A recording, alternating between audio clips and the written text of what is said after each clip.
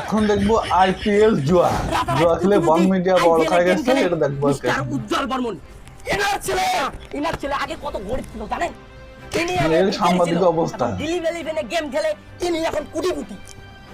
বসা সাংবাদিক নিউজ করিস না পিড়ি থাপে লাল করিস?